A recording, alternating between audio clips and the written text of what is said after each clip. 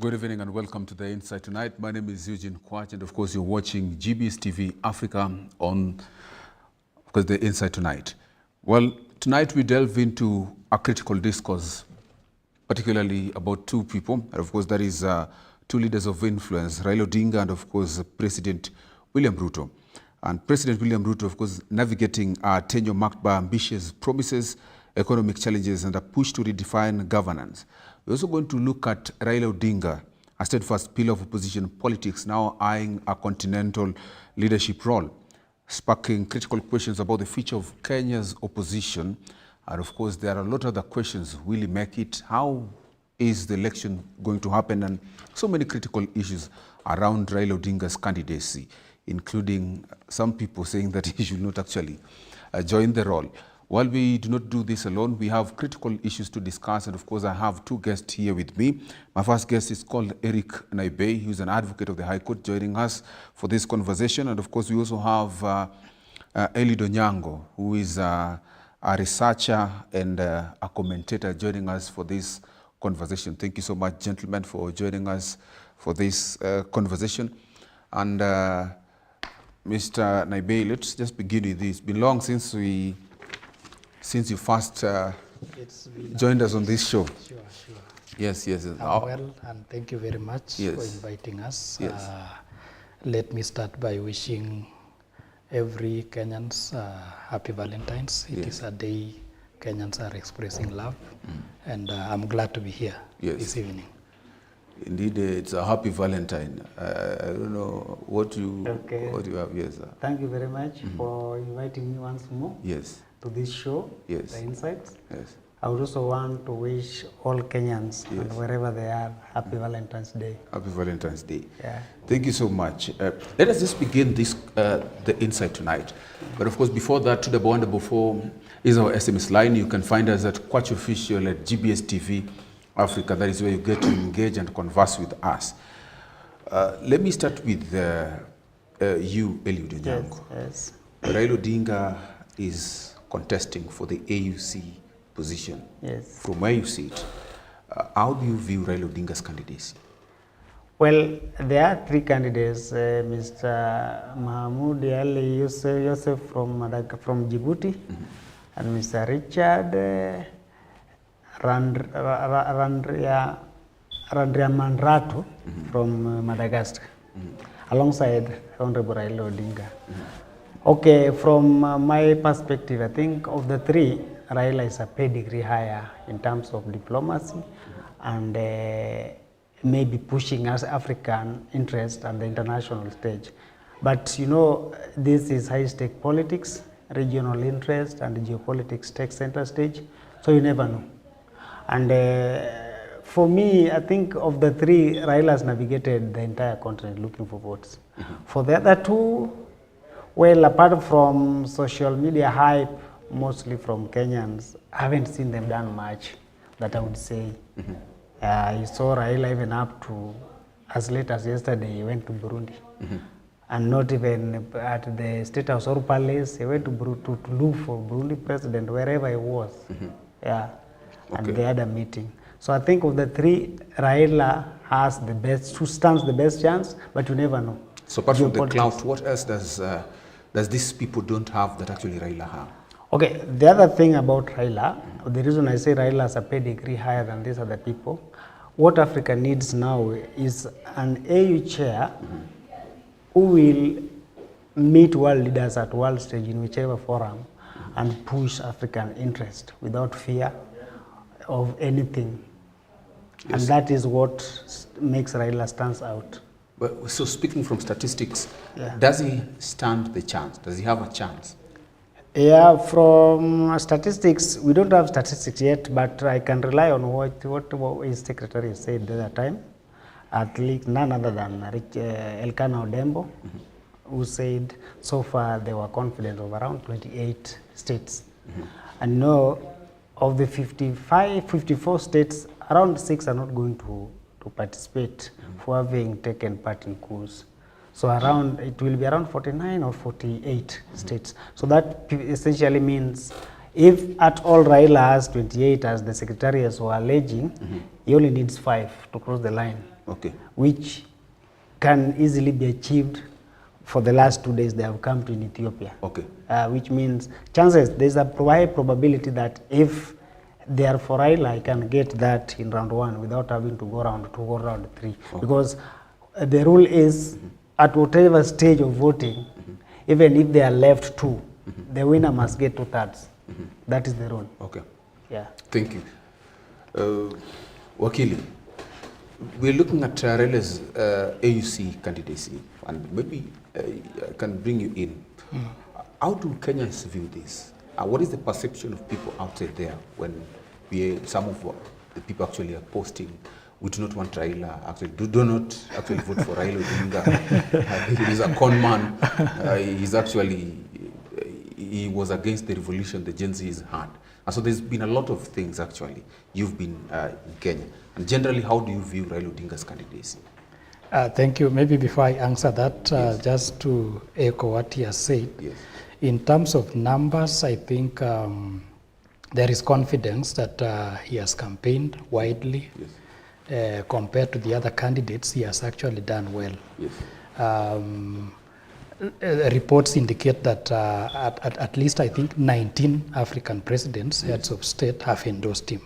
And then they have assurances of over 28 countries. That is as at yesterday. We don't know today. And compared to the two other candidates, I think Raila has a better chance in terms of even his CV, his experience. Okay. The two others have only served as foreign affairs ministers, Okay. with the Djibouti candidate having served for quite a lengthy period of time. Almost as 20 a foreign, years. Yeah, 20 years as a foreign affairs minister. But in terms of experience, diversity, and having a grasp of politics within the country and even within the region and globally, I think Raila is the best. My take about the perceptions, I think our local politics, we are petty. I think we have proved to be very petty in the last 2 months, with Kenyans hyping the Djibouti candidates just because of our local politics. Most of us are not in agreement with Raila Odinga's political moves, like choosing to support the current government and even donating its experts, ODM donating experts to the government. But that doesn't mean that we now carry that, that small issue to such a global platform. I have seen prominent Kenyans, senior lawyers and even senior bloggers, even tagging African presidents and asking them not to vote for Raila. I think that is very petty. Okay. He is a Kenyan, Yes. and he will make Kenya proud. Okay. At the end of the day, we will all gain as a nation. Yes. Yeah. Okay. Quite much interesting. Yeah. Let me just pose a question, because Raila Odinga himself is a political figure in Kenya. And Raila has got history, long history in politics for quite a number of years in politics. Now, how do you think, from where you sit, this is historical political narrative? How does it even play in his bid? Maybe, and actually, how is it being leveraged or even critiqued? Because people say for the first time, actually, we have seen the AUC actually being given some clout or a lot of attention, actually, that is quite unlike in the past. Okay, I give it to Raila with his weaknesses. Raila is one character that whatever he touches has weight. In fact, even in Kenya, for the longest time, all the ministries Raila has ever served, when they came with the cooperation in 2019, after 1997 election with Moi, President Moi, it was given as a part of energy ministry. That ministry became very powerful overnight. People are now talking about energy ministry. We saw it again when it was a minister for roads in under NAC administration. So that is something that I think it's a gift, maybe God-given gift, in that whatever Raila touches, people tend, because Raila attracts support and phobia. We say mania, Raila mania and Raila phobia in equal measure. So as a result of that, whenever he is on something, there is a big number of people who rally behind him. And there's a big number of people who out of hate, who has phobia, maybe phobia for Raila, also tend to talk negative about it. And that in so doing, Yes. you know, as you are a media personality, Yes. publicity makes something bigger. Okay. And that is how Raila's candidate, because we've had these elections for AU chair in the past. And in fact, we've been sleeping here in care, we don't even care. But now it's like all over the world, people are talking about AU election. Yeah, simply because Raila Odinga is one of the candidates. Okay. So I think that is a gift that God gave him, whatever he touches. Okay. And also arising from the fact that Yes. he has those who love him beyond, and those who hate him also hate him beyond. Okay. So that creates publicity. Yes. Naibe, I'm wondering, because you see, Raila Odinga is a political figure who has got influence and clout even within the country. If he wins, Raila is supposed to be stepping down from Kenyan politics, or rather that is actually what is expected. From where is it, could there be any legal implications actually in the 4-year term limit for the AUC chairperson? Maybe how does it even affect his career, political career back in Kenya? Are there limits legally? Yeah, there are limits, and I think when he announced this move, he actually nominated Anyang' Nyong'o to take leadership of the party on his behalf. He has already demonstrated that he is willing to do that. As a AUC chair, of course, he's not expected to be doing local politics, Kenyan politics, and definitely is going to relinquish that position. Maybe he will just be a figure to guide the faction that he has been leading, but not actively as a politician. And of course, that will have many implications. He has to serve for 4 years, and it is renewable for another term. We don't know whether he will choose to renew it or not. We are also not sure whether now, if he succeeds, whether he will exit Kenyan politics completely, including not participating in the 2027 elections. There are those who think he still has a right to resign in 2026 December and come and pursue Kenyan politics, but I doubt if he will do that. But the AUC chair position is a very senior position, given that he is now the chief executive officer of the African Union Commission. It is actually, we can actually equate it to an African president, because that is the platform where African presidents caucus, and even the Council of Ministers caucus, and they deliberate on development agenda. Especially the most important one on the table is the Agenda 2063, which we are pushing as a continent. There are so many issues that have come to the table about integration, regional, and even Africa as a whole, economic integration, and even issues of infrastructural developments that we need partnerships and collaborations among countries. So being the AUC chair and the CEO, yes, and being in control, you know, he's going to be the accounting officer. Yes. He's going to be in charge of it. Yes. It is almost, what we are saying is that it is almost similar to a presidential position at an African level. It is something big. We cannot joke about it. We should not even be joking about it, and bringing in our local politics to this issue. Yeah. Okay. Thank you so much actually for that. You're saying that Raila Odinga could not actually, from the way you're looking at things, he may not actually even come back in 2026. What if that is the case? What if Raila still has ambition of becoming a Kenyan president? And particularly, what will Raila be missing if he becomes the AUC chair? What generally do you think he will be missing, or rather his people will be missing? Okay, I'll answer that question two ways. One, I think after 2022 general election, the Honorable Raila Odinga had made his mind that his chances at the local scene, that is according to me, were over. That's why, remember, the government didn't propose Raila. Raila decided to go for this seat, then the government of Kenya. for courtesy of President William Ruto, decided to own this candidature, and take it as a Kenyan candidate. Raila, first of all, around mid to late 2023, Raila was already exploring, doing a feasibility of his candidature. And then early 2024, he now announced his bid. And at that point, it is alleged that when President Ruto heard about it, President Ruto reached out to him, and the government of Kenya owned it. I think Raila knew his time at the local scene is over. He was looking for an exit. And AUC gives him an honorable exit, having unsuccessfully contested 5 times. So AUC, if by good luck he gets it, gives him a safe and a safe exit out of local politics. Yeah, I think. On the other hand, if at all is willing to come back, if that could be a possibility, it will limit his chances, because for the next 4 years, as he has said, Raila will be limited from actively participating in local politics. And you see, local politics is already active. People like President Ruto are already on the ground. So Raila's chances will be limited in the sense that while serving as AU chair, he cannot participate in local politics of a country, not even the country from where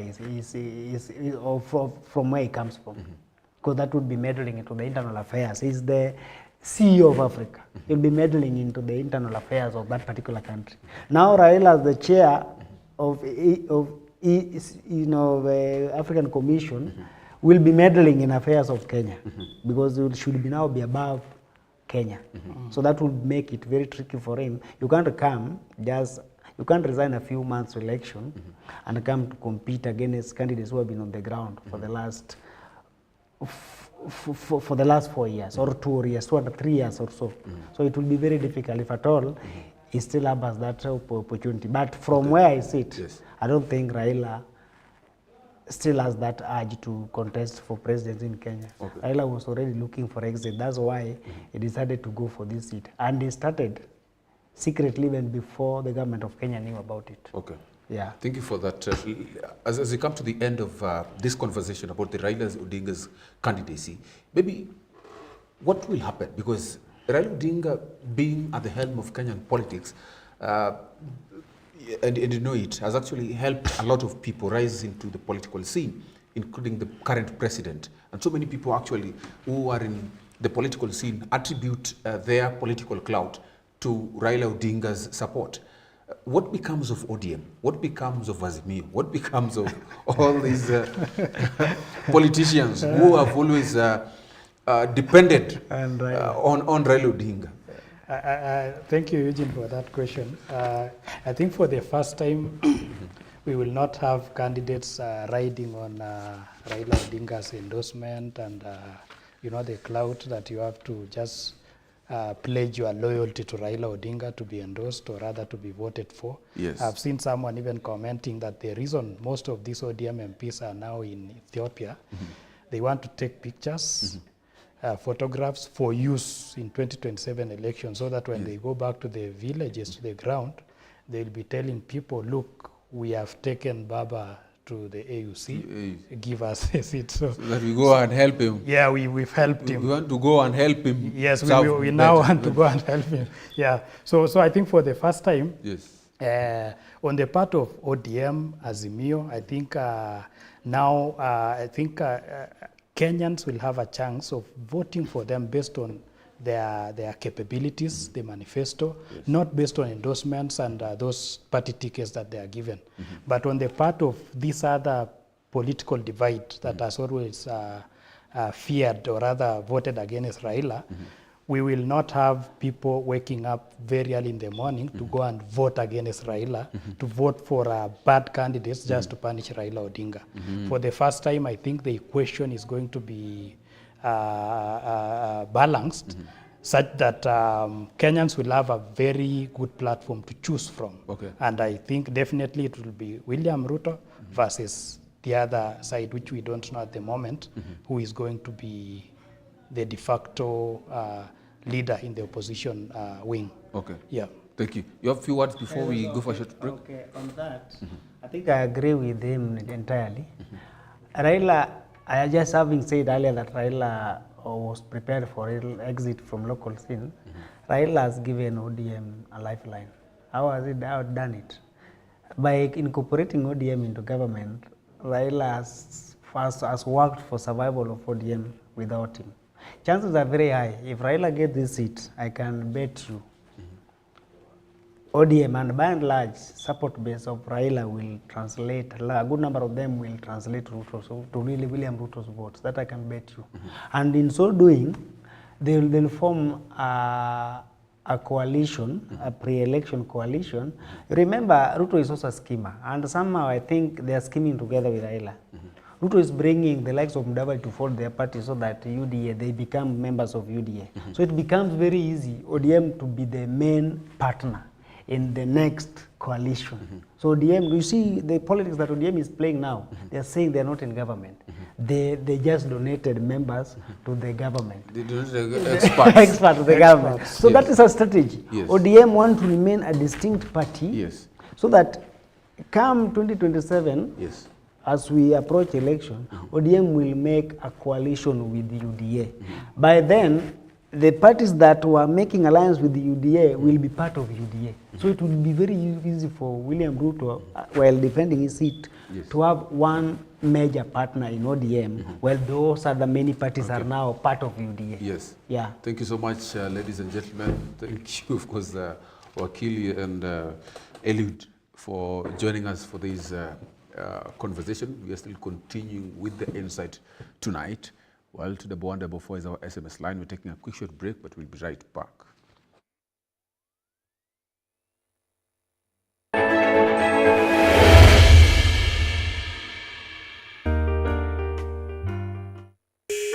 What is always before you but can't be seen? Kudiscover talent.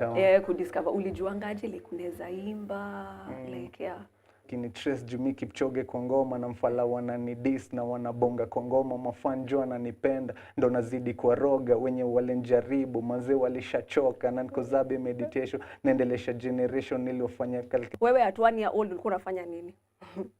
You're feeling the vibe. Ulitoa a few days ago, unaweza taka utuambie like ulikuwa unafikiria nini when you came up with the lyrics? Yeah. So I'm doing my thing. Don't try and stop me when I'm doing my thing. I'm tryna boss, let me do my thing. And if you're tryna win, you can be on my team. Yeah, so I'm doing my thing. Don't try and stop me when I'm doing my thing. I'm tryna boss, let me do my thing. You feel like you're young at heart, I'm an old soul. If you could only listen to one singer or band for the rest of your life, who will you choose?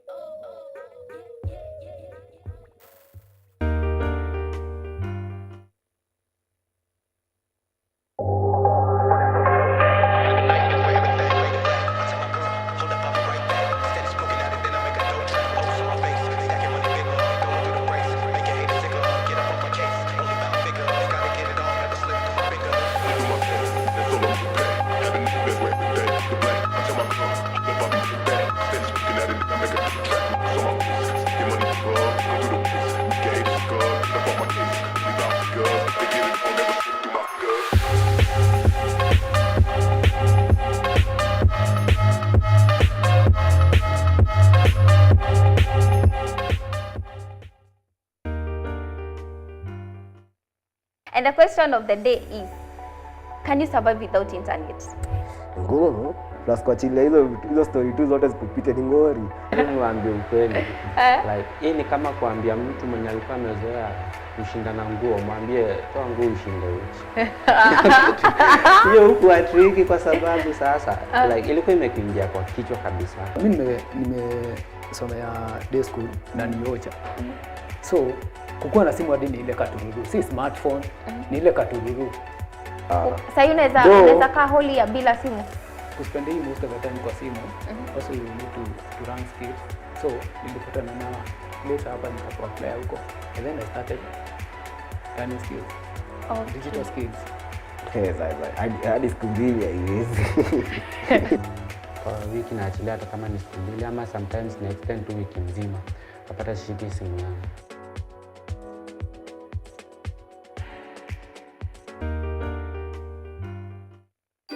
Welcome to Fun Fun Dance Class. Today we will continue learning about Jingle Bell Rock. Friends, first you cross your arm and put it on top of your head, and as you go in left side, you open it, then you come back to your place. And then you make your leg 90 degrees, and then as you put your legs until 90 degrees, you need to jump a bit. 1, 2.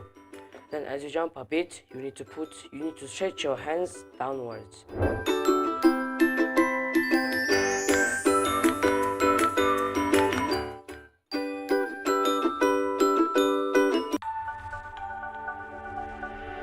Everywhere, GBS.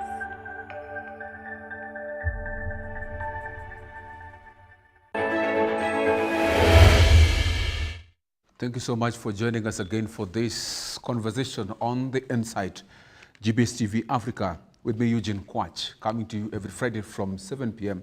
to 8 p.m. I have Eli Donyango and, of course, Eric Naibei, an advocate of the High Court, joining us in this conversation. And we're just continuing with this conversation, and a very critical part of it is we're looking at President Ruto's promises to the people of Kenya. Actually, we are asking a very critical question, simply, that must Ruto go? That is a question actually I'm posing to you guys through your lenses, because it is a hashtag that has played along in so many social media posts, on Twitter, on Facebook. And maybe just to start with you, Wakili, must Ruto go?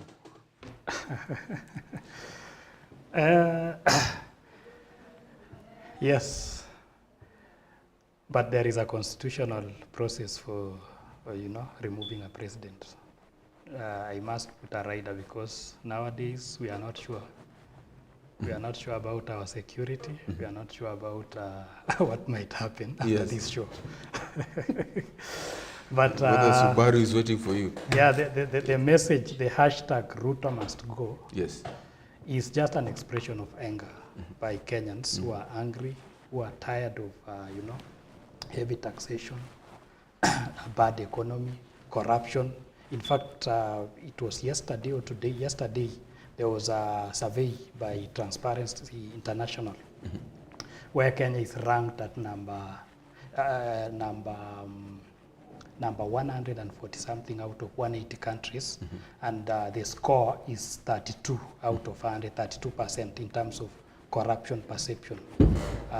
Transparency International does this survey every year, where countries are ranked according to how business people in the international arena perceive our countries. And Kenya is being ranked at number 140 something with 32%, which is below the global average. The global average is 43%. We are doing badly as a nation. Corruption, heavy taxation. The other week, this week, I think I heard they want to adjust, they want to do away with these exam fees for KCSE, which had been waived, I think, around 6 years ago when Matiang'i was the CS for Education. So that now we are placing a burden on parents to pay for registration fee for KCSE, which is around 7,000 or something. NSSF, there are talks about increasing the amount of NSSF. A lot is happening, and it was already too much on the pay slip. And it is at this point that I agree with what the Rigathi Gachagua wing is pushing for, saying that we want to rescue the pay slip. I don't know whether that political formation will see the light of the day, but anything that will come in to rescue Kenyans from this especially economic challenge, I think Kenyans will go that route. And the president, of course, serves for a period of 5 years. The message that is being sent at the moment is that if you don't change, you will go home in 2027. No Kenyan is contemplating, although there are those who argue that it is possible to remove a president through popular uprising under Article 1. But what I hear Kenyans to be saying is that in 2027, we are not voting you back. because of these problems, because it has proved difficult for this government to make life easy for Kenyans. Yeah. Interesting. Wow. Let me just pose some question to you. Must Ruto go? Well, that is a question that can have several answers. There are people who think it is the right thing Ruto must go, but there are people who think Ruto going where. So we are a divided nation, and Wakili is right to say, because ideally, in any society where people look at performances and how the state officers, those people they entrust with their money, work for them or behave, so far Kenya Kwanza government has not been impressive at all, the way they have behaved in the past 2 years or so. But then this hashtag Ruto must go, I don't know, because the people, we keep on saying it and doing it on social media, but so far we don't have a strategy of how Ruto is going. Ruto, remember, Ruto is assessing a sitting president. Secondly, Ruto is the appointing authority of the referee, election referee. So not unless we have a clear strategy of how you are going to send him home in the ballot, it's going to be difficult. And so far, Wakili is talking about the Gachagua group. To me, I think Gachagua and Ruto are the same things. The same thing. They are the same monkeys from the same forest. You get me? Gachagua is only bitter. Before Gachagua was impeached, he was even talking about this government. Was even talking about this government. He's bitter. He's now coming out because he's out. Of the group, I would say, of the group who have already declared their aspirations to be president of Kenya, the only person I can wake up and go and vote for, maybe, because based on his past behavior, actions, is one of Okiya Mtata. That is the guy that I can say represents change. Yes. Because what Kenya has been lacking from 1963, believe you me, is a president who believes in the constitutionalism and rule of law. We get one corruption, we want to be a problem. Because we have people here, evidence is there, they have stolen, they're taken to courts, nothing happens. They still bribe their way. We get a president who will allow the law to work. And because a president who believes in constitution, the rule of law, will anchor institutions to work for Kenyans. Just hold it there. Yes. Just hold it there. Yeah. We're coming to constitutionalism and all that. There is a conversation we're going to have. But one of the key issues, actually, Wakili, that has actually even made the Ruto Must Go campaign so much, and even the revolution that we saw by Gen Z, Ruto Must Go, was majorly because of some unfulfilled promises. Because the Gen Z and generally Kenyans had high expectations of this government. Maybe from where you sit, what are some of these promises actually that Kenyans anticipated that Ruto will do, but he failed terribly? And actually, how does it even, all these even impact public trust going forward? Eugene, I can't list all the promises that Ruto made and he has failed to fulfill because there are many. But the ones that I can remember, at one point, I think during the launch of UDA, he said during his administration, Kenyans will be making calls free of charge because there will be internet everywhere. There will be free Wi-Fi everywhere, so we will be calling, making calls using internet. He promised so many things, including, of course, bringing down the cost of living, relieving Kenyans from heavy taxation. He promised so many jobs. He promised, he made so many promises, and up to now, it is still discouraging that he's still making promises. Wherever he goes, he's still making promises. What we expect him to be doing at the moment is to be implementing and executing those things. Go to a place, say, we are doing this, we have done this. We have done this, this is what we are doing in the next, but let it not be about promises. Let it be about reporting what has been done. Because I don't see the point of the president going to Western region, for instance, spending a few days to make promises. Why not do those projects once they are ready, go and launch them? And if you must launch a project, Let it not be a project that is so small that could have been done even by an MCA. Yes. You heard about the launch of water taps, Yes. launching of transformers, you know, those small things. We don't need to waste resources. And the other thing I think Kenyans are asking is... someone asked, let me pose it, is it that this government is deliberately incompetent, or is it that they know what they're doing? I don't want to say, I don't want to say they are incompetent. Yes. I think they know what they are doing, and it is deliberate. Okay. It is deliberate because Ruto has gone to school. So why would a president do something deliberately which he believes that is not favoring actually his people? You know, it starts from us Kenyans who chose him and who opted to vote for them. And I think we were never serious from the word go, because even in 2013, we had two candidates, the president and the running mate, who are facing serious charges in ICC, but Kenyans still somehow chose them. What I have come to learn about this government and even the previous government, we may say something different about Kibaki's government and the rest, but this government and the previous one, it looks like an enterprise, a business formation where you look for a chance, get access to power, accumulate as much as you can accumulate, go back, then protect the wealth. Okay. And if that is the mindset, then we Kenyans are not even we are not a priority. Okay.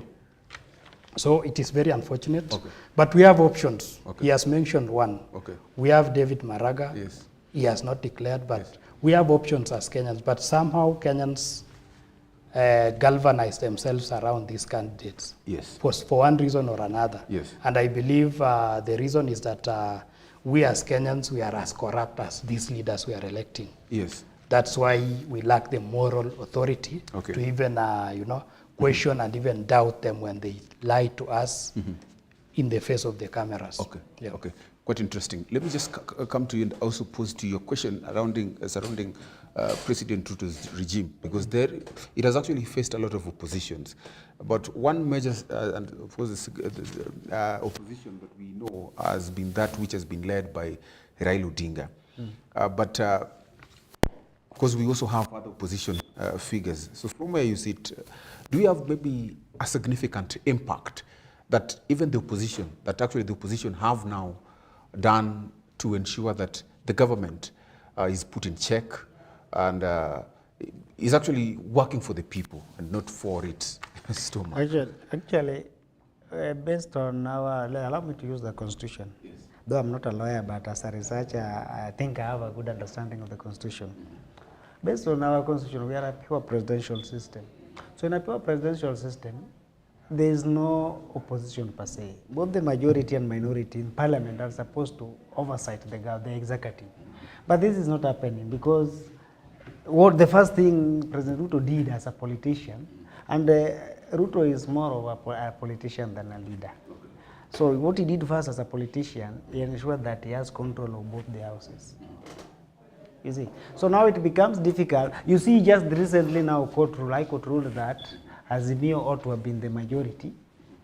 But then you see the Kenya Kwanza group are still contesting that they are the majority. What our MPs lack is the knowledge and wisdom to understand that in a pure presidential system, all members of the House are supposed to oversight the executive. Yes. Irrespective of whether you are from a party, the president's party. That's why we have a majority leader and a minority leader, and we don't have something called official opposition. So actually, people like Honorable Kalonzo can do little because they are not in parliament. So the little they can do is maybe holding press conferences and going to rallies. But the actual oversight of the government or the executive, because that is where the budget is expended. That is where the adjustment in whatever expenditure the government has proposed is done. So the actual oversight and checks for the executive is supposed to come to be done in parliament. That can't happen because the parliament, our parliament is like an annexure of the state house. So that is where the problem stems from. Okay. Yeah. Ideally, we shouldn't even be crying that Raila left us. We don't have opposition. But what challenges will now the opposition be facing now that Raila is going for moving to an international role? Is the opposition going to face some challenges? Because we have known it. Raila Odinga has actually been a strong opposition figure when he says kesho maandamano Tuesday, and everyone will actually that Tuesday probably will not see anyone. Like he said, we have credible Kenyans who can still push this government out. But now the problem they face, like any other person, you or me, if supposing we were to venture into political arena, is the lack of that clout. Okay. What has made Raila be this? Raila as a clout is one guy who will call a rally tomorrow and the Uhuru Park is full. That is what Kalonzo Musyoka lacks. Maybe Rigathi, I think Rigathi Gachagua is trying to build it in Mount Kenya. But the challenge Rigathi faces, I would say Kikuyus generally do transactional politics. They don't have time to go for rallies. Raila has had several people who are his support base, are people who like politics. Like from my community, the Luo, we like politicking a lot. Even by extension, lawyers and even coastal people. So Raila has had that leverage, that his support base are people whom when he called them out, they come. But this is something I don't think, I think it will be very difficult for Rigathi Gachagua to replicate it in Mount Kenya. Because those guys, most of the time, if it is not voting, most of the time they want to make money. Okay. So I don't think he will be in a position to rally the entire Mount Kenya to a man so that even if he can call a rally to Uhuru Park tomorrow, people will go. Okay. So that is what is ailing Kalonzo, and that is what the likes of Okia Mtata are lacking. And the only other candidate who has something close to that is William Ruto, who happens to be the president. Okay. So the others are disadvantaged. Okay. Thank you so much. I want us to look a bit about a bit of the state of governance, and then touch a bit on parliament, of course, judiciary, executive, the three arms of government. And from where you sit, particularly looking at this regime, led by President William Ruto, how do you look and see the state of constitutionalism? Of course, you mentioned this is a government that do not care much about upholding constitutionalism. From where you sit also as a lawyer, as an advocate, how do you think constitutionalism, a critical aspect of democracy, how has it been upheld? And of course, governance, how has it been upheld? And generally, how has this even three arms of government functioned under President William Ruto? Has it been transparent, accountable, as they're expected, and serving the people of Kenya? Thank you, Eugene. I think that is a good question, especially during this time when we are seeing a lot happening in Parliament and even the judiciary. My opinion is that the three arms of government have, during this period between 2022 and 2023, they have tried to check and balance on one another. There is a commendable degree of effort by the three arms of government to do that which they are mandated. And always, the problem has always been in the executive arm, which tends to wield more power, which tends to want to influence the two others.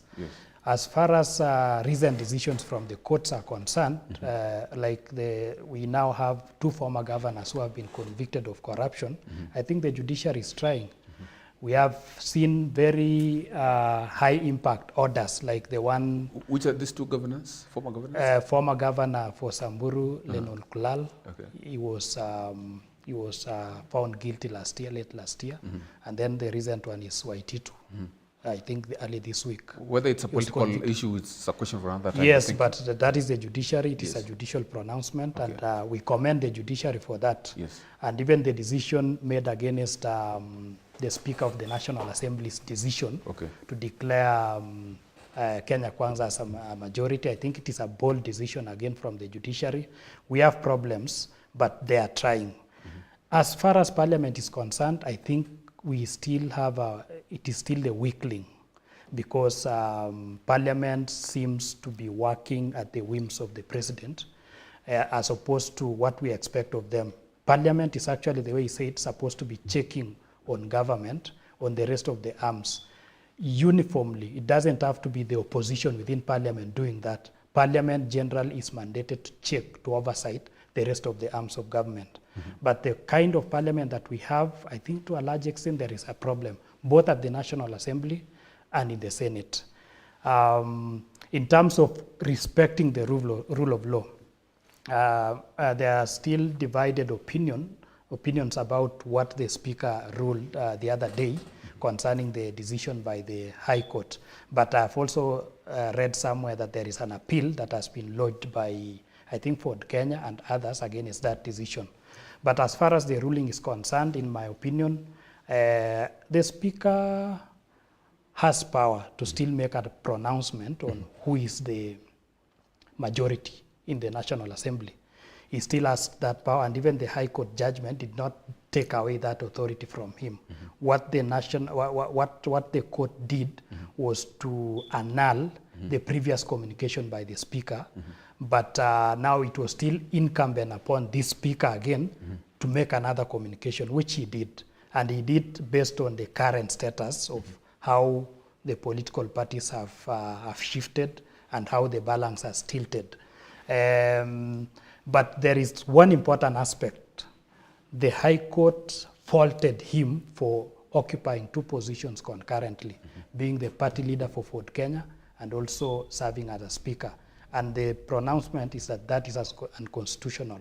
In my opinion, based on that, he's supposed to resign either as a Speaker or as a party leader for Kenya. And it is also a ground for impeachment. If these members of Parliament were independent enough, they would have impeached him even as early as yesterday. So I hope that with this kind of decisions coming from the High Court, Parliament trying to assert its authority, I think Kenya is becoming stronger democratically and in terms of constitutionalism and rule of law. We are growing as a nation. Thank you. Yeah. What's your take on the same? So I think so far the judiciary is trying, but as for the executive and parliament, I'm still not convinced. That is, those are the weakest link in our democracy. For one, immediately, like let me take for example the recent ruling about coalitions. Immediately after election, it was clear that Azimio parties had the majority. What did Ruto do? He went on spending spree to buy support. He literally bought these smaller parties. That is violating the constitution. That is, both the buyer and the seller violated the constitution. And then the other thing that is making parliament weak, I've said it, I think I even said it in this panel when Wana was here. Constitutionally, members of parliament are not supposed to be implementing the development projects. Parliamentarians are supposed to legislate, represent people, and oversight the government. Those are the three roles. Primary, he's a lawyer, he can assert that.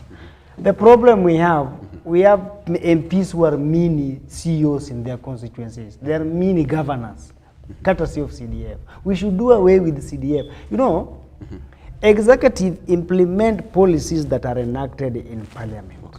When parliament is moribund, cannot enact effective policies, executive will make wrong things. People won't feel it.